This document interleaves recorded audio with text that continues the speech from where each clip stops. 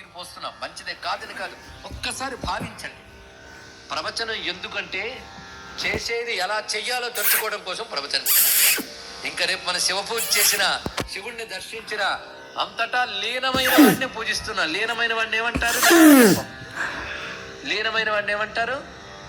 ఇంతమంది అయినా ఎంతమంది ఉన్నారు ఇంతే అనడమా?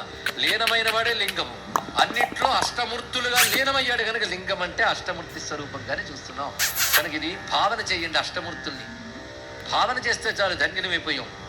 అందుకే అష్టమూర్తి రూపాలకు పూజ. ఇలా శివారాధన చేయవలసిన పద్ధతి.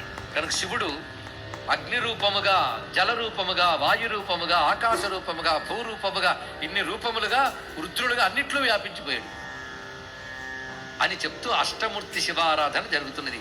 ఇలా శివారాధన చేసిన వాడికి శివుడు అన్నీ ఇస్తాడయ్యా అని చెప్పాడు ఇక్కడ.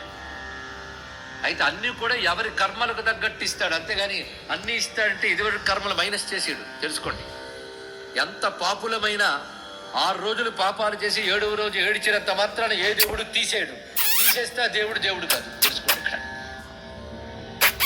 నువ్వు మళ్ళీ ఆయన ప్రార్థించి ఇకపై పాపం చెయ్యని నిశ్చయించుకుంటే క్షమిస్తాడైనా. కనుకనే మనం పరమాత్మను ఆరాధన చేస్తూ ఉంటే క్రమంగా అనుగ్రహించి క్షమించి పోగొట్టగలడు అని చెప్పుకుంటారు. అనే నామానికి వాడు అర్థం తెలుసుకున్నారు కదా. ఆ రుద్రనామంతో అష్టమూర్తులుగా శివుని ఆరాధన చేస్తూ, ఈ అష్టమూర్తులుగా శివుడే అంటే శుభస్వరూపుడు అనే భావన మనం తెలుసుకోవాలి ఇక్కడ.